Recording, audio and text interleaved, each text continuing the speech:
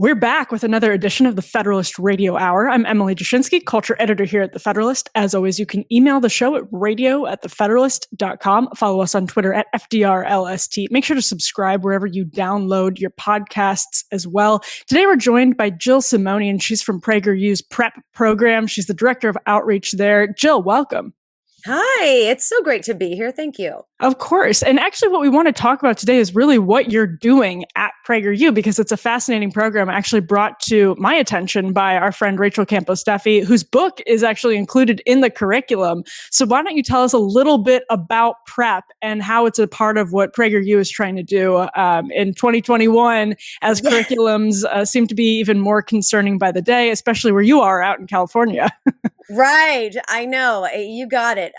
Rachel is a great friend of ours, and we're very thankful to have her and her book, Paloma Wants to Be Lady Freedom, as one of our premiere episodes for our story times that we're starting for kids kindergarten through second grade. And you can all go to the website, PragerU.com/PrEP, PREP, to find out more about that. But I'll tell you what PrEP is right from the get-go. PrEP stands for PragerU Resources for Educators and Parents.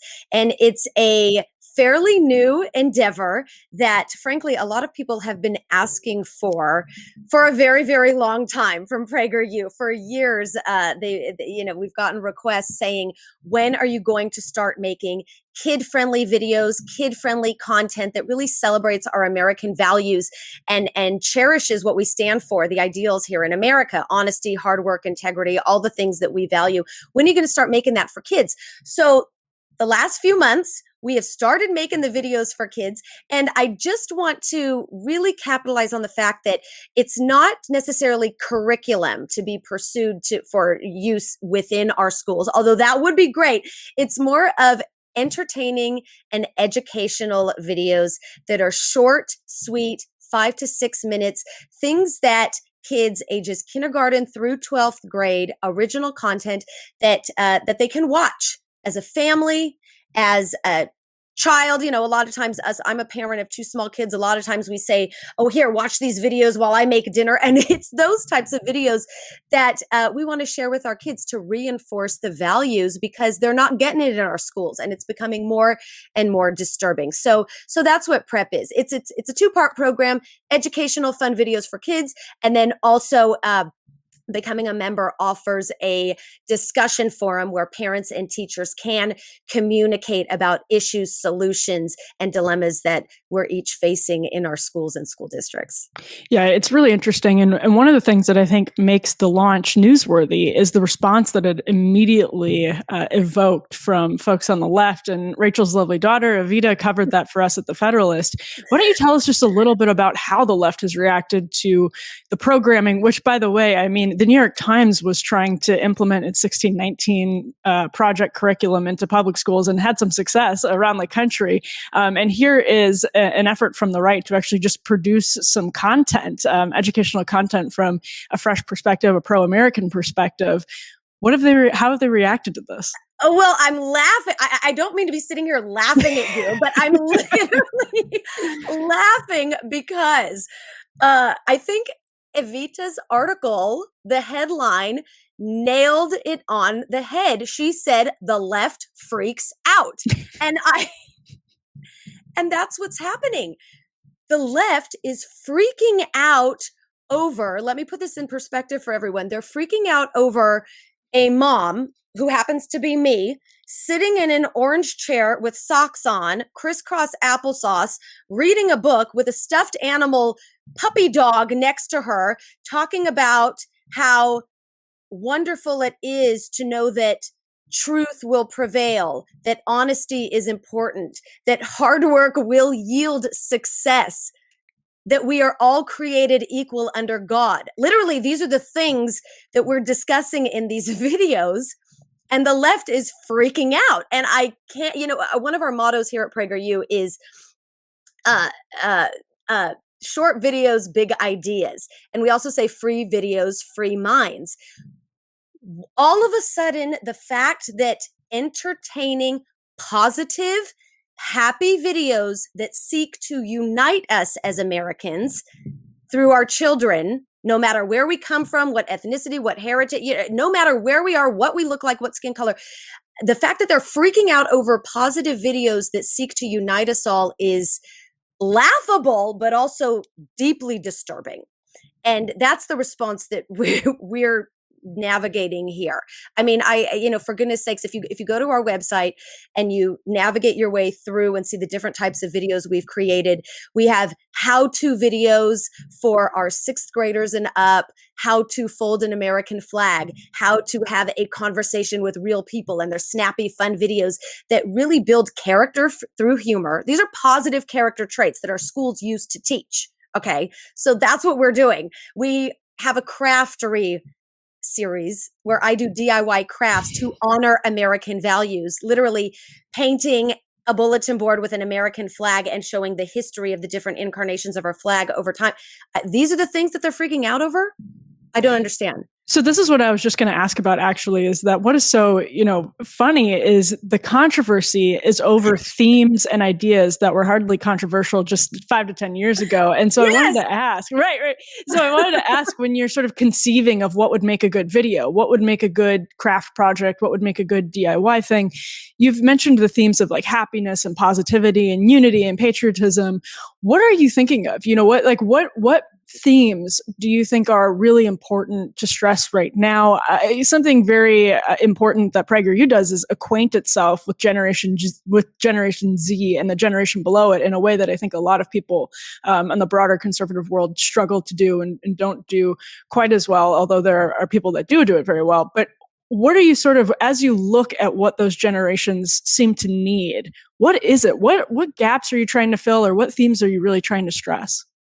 Well, as a parent in my own children's school, and we attend what is known as a top-notch school in an area right outside of Los Angeles. It is a public school district. Up to this point, I have been its biggest cheerleader. However, the theme that's starting to infiltrate in our kids' classrooms. And we've seen this firsthand, parents, through distance learning over this last year. It's like the veil was lifted. It was the silver lining in this awful year of lockdowns and egregious government overreach.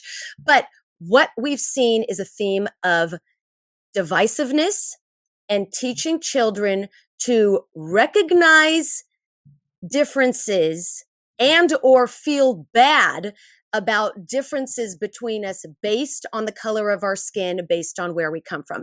That is what has been so disturbing. So what we aim to celebrate here at PragerU with our new prep program for children through our videos is unification, celebration of what makes us unified as a country. One of my favorite American mottos is E pluribus unum. We hear Dennis Prager talk about it all the time, right? E pluribus unum, out of many, one. No matter where we come from, we are all Americans here. And that is something that our schools are conveniently leaving out of any and all lessons. And they're offering very, very biased, politicized narratives through this is a history lesson. I mean, if I told you the lesson my 4th grader got last night about the gold rush, your head would explode. But the gold rush, a very controversial moment. It is now. It is now. The gold rush was filled with hate and all sorts of things that none of us ever learned about. Okay, Emily. But so that's what we're trying to do through these videos because our children deserve to love America. We love America. We know it's got problems. We're not trying to pretend that nothing bad has ever happened here. We do believe in recognizing that and learning that, but not through a lens of you're an oppressor, you're a victim, you should feel guilty now for something that happened 200 years ago and we've since resolved and worked forward, Can you give us a sense of how widespread some of that anti-American curriculum is? Because that's sort of crept into the center, at least of the conservative consciousness, I think, since the protests set off last summer. People, while their children are taking Zoom school, have recognized some lessons, I think, at a degree that they hadn't before. There's a new awareness of exactly the themes that are permeating a lot of students' education in public schools that in many cases are in conservative areas, Loudoun County here outside of the District of Columbia. how widespread is this? I mean, how many parents do you hear from on a regular basis who are saying, you wouldn't believe what I just picked up from my son's history lesson or my son's biology lesson or mathematics lesson? What are you hearing? How bad is the situation? It's a lot. And I always, you know, I hate using the word, sincerely, I hate using the word indoctrination, because for me, I have always been very middle of the road, reasonable. I never want to be an alarmist. I am not, despite my arms flying here, I am not a drama queen who likes to stir up controversy for the sake of being loud and controversial. But it is very, very widespread. And I'll tell you right now, at this moment in our prep group, we have, we're hovering around 10,000 members in our prep group. And as I mentioned before, within the prep membership, you're offered membership into our Facebook private discussion forum, which is now teetering on around, I think, 2,000 members in that Facebook forum. There's parents, there's teachers, there's educators, there's grandparents. They share stories constantly. The constant stories that I am seeing on a day-to-day basis are, hey, here's an example. Hey, my son came home with this lesson about Black Lives Matter, the Black Lives Matter organization. The teacher was discussing why white-skinned people should feel guilty and apologize. And these are parents that some of them are in very, very expensive private schools. Another example, a parent wrote in and said, this sign, it was a very political sign, was posted in my son's classroom. I don't know how to address this with the teacher. What should I do? And then many of the teachers and the parents, we offer solutions and talking points and ways that they can approach the administrator.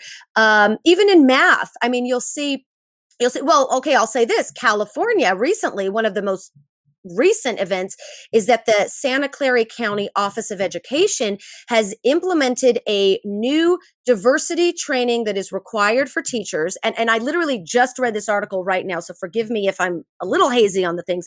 But they've implemented a new diversity training that is required for teachers, and they are specifically telling teachers, you need to be careful so that the parents don't catch on to what you're doing, because we want to make sure that the children are cognizant that the white settlers imposed oppression on all these people, and what we want, their goal is to create activists through empathy. Sharing the stories, the awful stories with younger children who maybe are too young to process and analyze in a historical sense, make them feel awful about who they are, what America is, how America was explored and settled. And it's really disturbing. It's really disturbing. Right. I want to ask, about what kinds of bias or what kinds of sort of radicalism, what forms is it taking? I mean, we hear so much about critical race theory now, and I know there's been a lot of that in California out where you are. You can sort of have a front row seat to the critical race theory and public education revolution. So can you tell us a little bit about how much you've noticed critical race theory in particular? Gotcha. So critical race theory, as we all know, it makes everyone feel guilty and awful based on the color of their skin. So one of the things that I have noticed as a theme, and this comes from my own school district and also many of the comments that the parents are sharing in our prep Facebook group, the concept of affinity groups being formed at middle schools and high schools, where children are required to go through these diversity discussions through studying any given time in history, and they are asked to split up in groups according to the color of their skin. If you are a Black student, you're going to be in this group. If you are Hispanic, you're going to be in this group. If you are a white student, you're going to be in this group. If you're an Asian student, you're going to be in this group. And so to me, when you start to segregate students in a classroom setting on school time for the purposes of studying, not good. That's unbelievable. I mean, it's neo-segregationism and something that Yeah. we fought. Blood Mhm. was spilled to fight that sort of Yeah. mentality of segregating Yeah. people on the basis of race. Yeah, and no, you're absolutely right. And I mean, it's like the things that we discuss now, the problems that we're facing, they're. If you said that we were going to be discussing these things a year ago, I just would have like laughed in your face and said that's absurd. But it's happening in real time, and there are real stories. Something else that's happening in San Diego, actually a few months ago, it was happening in San Diego. They were looking to completely overhaul their grading system. Um, Within the math department because the math is racist, you see, Mm. and requiring I mean, I'm saying this facetiously. I hope you're getting it. But when you Of course. when you when because math and because finding a correct answer is rooted in fear, which is rooted in racism. And so the San Diego school district months ago was explained. There were a ton of articles on it. Your viewers and listeners can go look this up. They wanted to overhaul the grading system because requiring students to find a correct answer was based in fear and racism, and that's just wrong. So when you start moving away from merit-based education, I don't even have any words. I mean, I'm preaching to the choir here. I know that, but it's really a move away from merit-based education through most subjects, math, science, history, reading included. Yeah, that's incredible how it does seep into other subjects. People would expect, some sort of creeping leftism in history textbooks, from Howard Zinn has been doing this for decades and has been assigned in classes for decades. But you're seeing this in math classes and in science classes too, I imagine, right? Yeah, in math and science. And something else I do want to bring to light. I mean, Common Core has been around for decades, right? And we all have issues. Most of us parents and many teachers have issues with Common Core because it seeks to keep kids at the same level. When I was growing up, they would split students into high achieving readers, readers that needed more help, the readers that were the middle of the road. When kids were learning to read, they no longer do that in most of our California schools. And something that is also being implemented, baked into the teaching and learning process is that children are being required to stay, all children in a classroom are being required to stay at the same learning level, regardless if they're high achievers, for the sake of equity. And that word equity, I mean, literally, I just got an email from my own school district today saying your child has checked out an equity device. What is an equity? It's a laptop. The equity device they're referring to is a Chromebook. So this word equity is being, it's like you can't even, it's like we're laughing about it, but it's so disturbing. This word equity is affecting children's potential to learn. And it's being injected into our vernacular in ways that it shouldn't be used. It's a laptop. It's not an equitable device. You don't need to keep children who are trying to learn equitable. You need to allow them to achieve as high and as far as they can go. And if it's different, guess what? That's okay. It's not racist. Yeah. So I imagine you also hear from, I guess I'm curious as to what the coalition of parents that you hear from looks like, because it's funny you said, even a year ago, if someone had said parts of the curriculums in public schools were real and were actually being implemented, it would be head spinning. And I think that probably means, and correct me if I'm wrong, you are hearing from parents who are not just, typical Dennis Prager listeners or, movement conservatives. I'm guessing they're people from all over the map. I mean, can you speak to that? Is this a sort of bipartisan coalition of people that you hear from on a daily basis? It is. I'll tell you, PrEP was created. It was not created for a conservative point of view. And PragerU, like I said, our motto is free videos, free minds. We are not a political organization. We are a nonprofit. We welcome diversity of discussion. We welcome diversity of thought, diversity of educated opinion. We welcome those conversations. Our goal at PrEP is to really form a courageous group of parents and educators from all spectrums of viewpoint for the sake of celebrating our American values in a united way. We don't, I mean, the people in our group do not, by no means, they don't agree with everything each other says. And there is a healthy diversity of discussion in our Facebook group where someone will share something and someone will say, well, I didn't think that was that bad. And did you think about it this way? And then someone else will say, oh, that was absolutely horrific. I can't believe that. There is diversity of discussion, and it is bipartisan. A lot of people, the left does not want to admit that this is a bipartisan effort, but it really is based in unification as Americans, as we educate our children together. No matter what side of the spectrum you're on, teach our kids to appreciate America, to value the ideals that this country was founded on.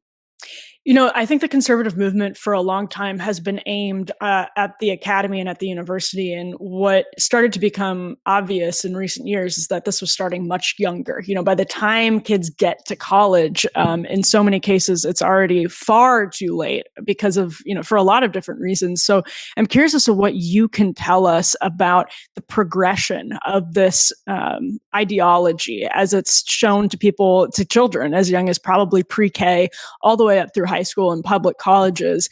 What does that look like? I mean, is it starting as early as it seems to be? And then how does it maybe change or become more sophisticated as students age? Well, one thing I've learned is that, so we know that critical race theory is being injected into our curriculum at the high school and middle school levels. Something that is more and more popular at the elementary school level is what I like to call a primer to the diversity, equity, and inclusion DEI goals of critical race theory. Something that is a primer at the elementary school level is called social emotional learning. And this is a it sounds great, right? Oh, we all want to be positive. Our kids want positive reinforcement. We want to be aware of how we feel, how our children are feeling during the day so that they can be their best selves when they're learning in the classroom. Social emotional learning is a primer for DEI. And if your school has social emotional learning initiatives at the elementary school level, that is the first red flag that you need to start paying attention to. I'm not trying to be an alarmist again, but some of the examples of the surveys that are being given to kids as young as third grade, these SEL, social emotional level surveys that are being given to kids as little as third grade is they're very long, complicated questions about do you feel as though you have complimented a fellow classmate who looks different than you on their schoolwork lately? So they'll ask questions like that, which are, I'm not really sure what that has to do with learning and educational benchmarks. They'll also ask children as young as third grade, please mark your gender, male, female, non-binary, a family that may or may not have talked to their kids yet about the complex topic of being non-binary might be confused and alarmed to see that on a survey. And then you don't know if the child might then ask the teacher, I don't know what this means. And then the teacher might impart her own explanation unbeknownst to the parents who don't even know that their children are getting a survey. Something also prevalent with SEL, social emotional learning, in the kindergarten levels is the reading of books that talk about topics that kindergartners might not yet know about, including non-binary, gender identity. I know of a kindergarten classroom whose teacher, and this is sort of to paint a picture for you. She's a brand new teacher. It's her first year teaching kindergarten. Obviously, she got her credentials, she got educated, all the things to be able to teach in a school. She naively reads the kids a book about gender identity and non-binary, and these are kindergartners, and one parent caught wind of it and said, what are you doing? These are 5-year-olds. We haven't talked about this yet. This is not something that they should be navigating in their classroom with you as a teacher without me knowing about it as a parent. And the teacher said, "Oh, I didn't realize that's what they taught me to do in my teacher training. And I just wanted to be inclusive." And so this is all how it trickles down and seeps in, and parents need to be alert. And I have been a longtime champion of public schools and education. My grandma, mom, sister, all teachers, excellent school teachers, but things are changing and the system is breaking before our eyes. So what we're trying to do at Prep is just to reinforce the positive, age-appropriate things that kids should also be learning in addition to reading, writing, and math. Yeah, and that gets into one thing that I really wanted to ask, and that is so important to this entire conversation. And it's basically like, what are the consequences of all of this? I mean, I know in my work at Young America's Foundation, we see kids like in education schools and college who come to us and say, like, you wouldn't believe it. It's just conditioning, right? Like it's just creating the oxygen that everybody breathes is progressive ideology. It is critical race theory. It is this, all of these ideas. It's just become oxygen. And I wonder now that, you know, there's sort of this awareness or this like actually increased campaign or heightened campaign to start this stuff off for younger and younger children. When the entire system, our entire educational system is directionally leftist, you know, you're doing what you can and other places are doing what they can. What is the threat? I mean, it's almost hard to sort of parse and understand. Are we actually facing, you know, the possibility of a generation of fully anti-American Americans coming through our public school system who are sort of divided along these racial lines in a way that, you know, we thought had been in our past? What worries you the most? What keeps you up at night? Exactly what you said.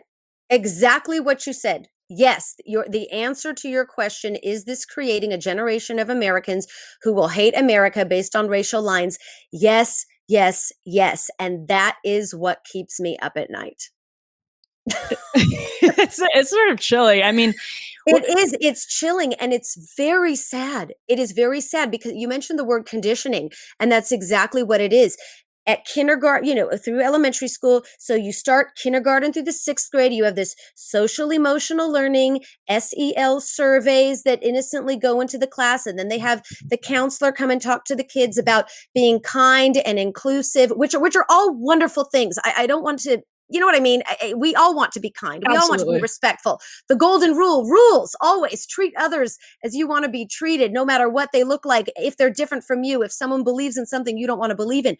Golden rule, rules. But they're priming from kindergarten to condition so that when you get to junior high and, 1619 Project, diversity, equity, inclusion initiatives, critical race theory, when those things start being taught, the children that were primed to be kind, inclusive, sacrifice your own ideals for the sake of groupthink, those are the kids that are going to buy into that, to buy into those lies of DEI in 1619, unless you inoculate them. I love that word, inoculate. It's a trendy word right now, inoculation, vaccination. Unless we as parents and teachers inoculate our kids to celebrate America so that the crazy words that bounce at them, they're just going to bounce right off and, bounce off me and stick to you.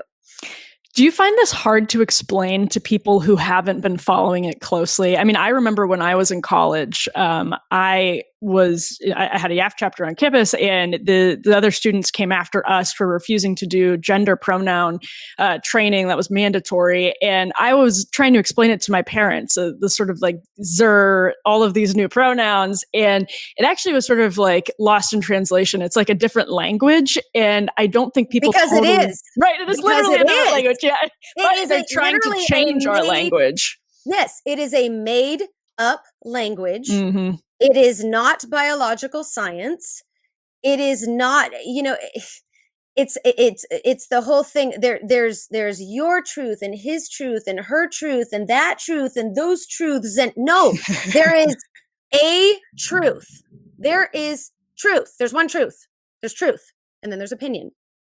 Yeah. To what degree do you find, okay, so first part of that question, do you I derailed you. Sorry. No, that was perfect. No, it was perfect because it's absolutely accurate. It actually brought up another question.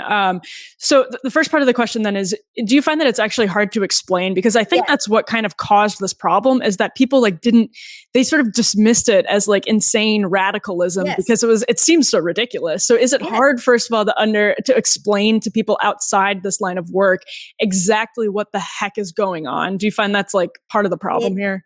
It is part of the problem. And I'm glad you brought that up, because it is very, very difficult for me, who works here and is entrenched in this up to my eyeballs every single day. It's very difficult for me to wrap my head around it. And it is especially difficult for it to be explained to others. And even, some, like, for instance, I've tried explaining this to my dad, and he's looking at me as though I have like trees growing out of my head. Like, what are you talking about? Because it is so radical, and it's very hard to explain in a very concise way, because it is so tangled and it's so larger than life now. But people do not understand it because it is rooted in extremism, radical thought. And to a level that's hard to believe, I think, right? Like it is. It's unbelievable, because you start saying these different things, and I'll use an example of my dad again. He'll say, "What are you talking about?" "No, Jill, what are you talking about?" And then I have to show him, and I'll show him the paragraph that my daughter was given to read the other night, and he'll look at it and say, the teacher gave this? Yes, the teacher gave it. And even a lot of people whose children maybe have already graduated high school or just graduated in the past few years, they didn't have to deal with any of this. And particularly parents whose kids are even maybe now in high school, when they were in elementary school, their children didn't deal with this. And so they're looking at all of us saying, "What do you mean there's indoctrination at elementary schools? My kid went to that same elementary school and we didn't have an issue," because it's brand new. And it is it came up on us what feels like very, very quickly. But now that we are paying attention and diving into it, we see that this was decades in the making. And it did, in fact, it can be argued that it did, in fact, start with Common Core. So you mentioned earlier that there's, or just now, that there's this concept of my truth and your truth, and there's this dismissal of the notion that there is just one truth. And in fact, I've seen in some student newspapers that dismissed, or that actually critiqued, as white supremacy. The concept of truth, the concept of free speech, these are tools of white supremacy, according to campus radicals, who then, of course, become teachers and become human resources executives, et cetera, et cetera. You can go down the line.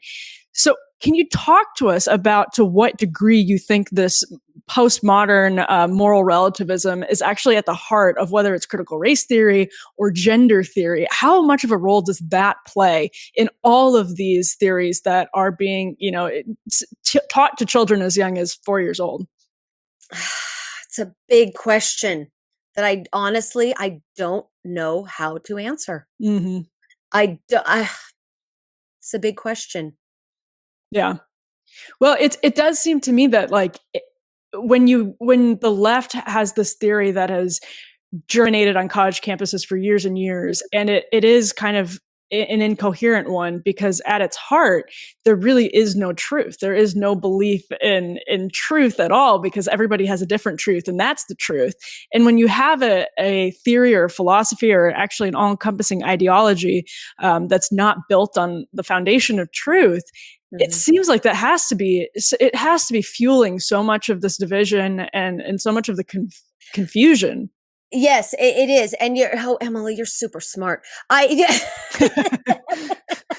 I will add to what you are saying. And first of all, yes, I agree. And I will add to what you're saying, in that it's also what we're seeing happening now, I think, is also a direct result of children not adequately being taught how to think critically. how to question, how to think critically, how to maybe go over things that they're reading and saying, wait a second, does that make sense? Mm. And that is something that, frankly, uh, the desire to teach my children on a personal level how to think critically has really come to life this last year, because as much as I love America and as much as I believe in a truth and as much as I believe in thorough examination and education through an unbiased lens, I sort of had my eyes asleep, I was kind of asleep at the wheel a little bit at my kids' school. Oh, our kid, oh, it's so great they're going to school, and oh, we love our teachers. And I wasn't looking at how they were being taught, what they were being taught. And it really was evident that my kids needed a crash course in how to think critically and how to question. And so that's one thing that all of us can do a better job on. And I'll tell you, there's a lot of homeschool parents in our prep member group. There's public school, private school, also homeschool parents. And never in a zillion years did I think I would ever consider homeschool as an option. But I'll be honest, I'm kind of thinking about it now. I've heard that from a lot of people over the course of the last year. And I think homeschooling actually has, from the research we already have from the past year, increased, which, in this environment seems to be, of course, a good thing.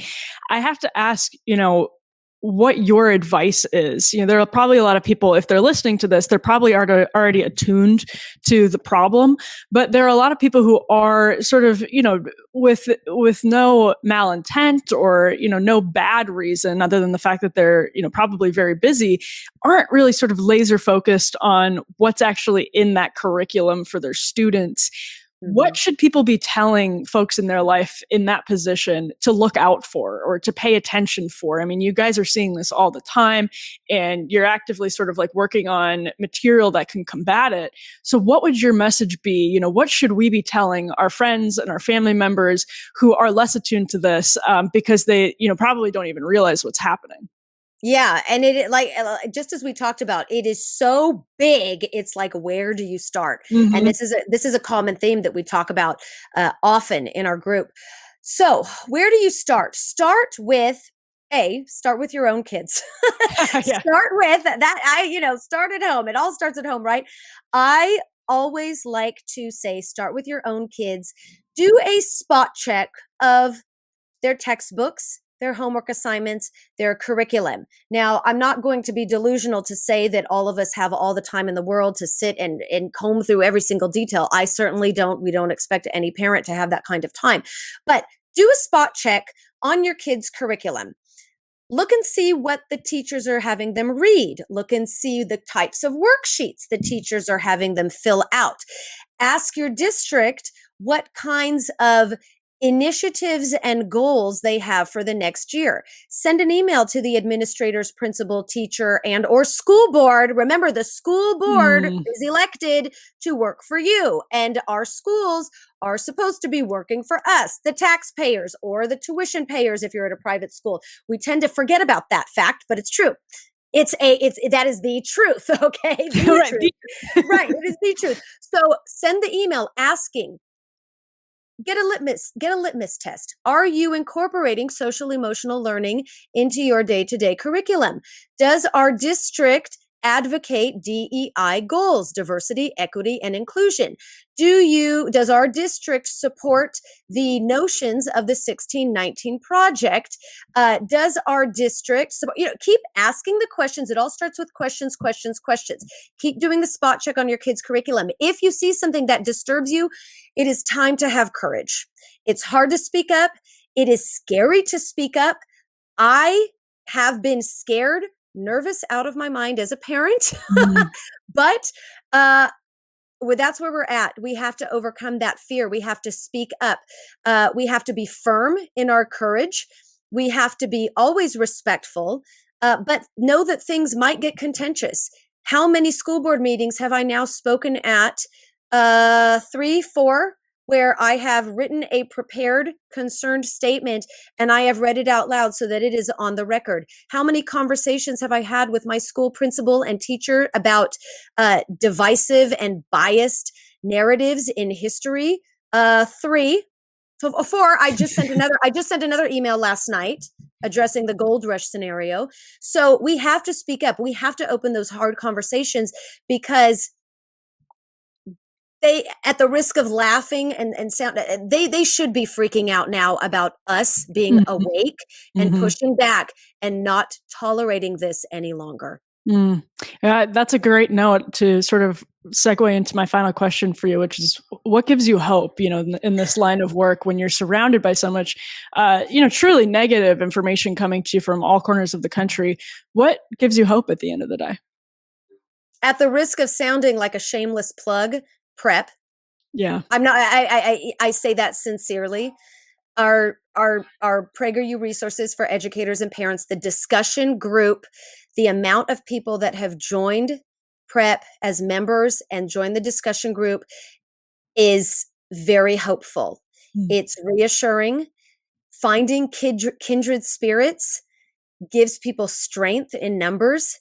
It gives us confidence to know that we are not alone, that contrary to what mainstream media will shove down our throats, there are millions of us who feel the same way and are concerned and do not want the left taking over our children and our schools without a proper debate and or fight.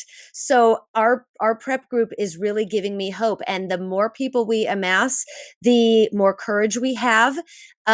People like Barry Weiss gives me hope. You give me hope, Emily. You're young. You're you welcome. give me hope. The Federalist gives me hope.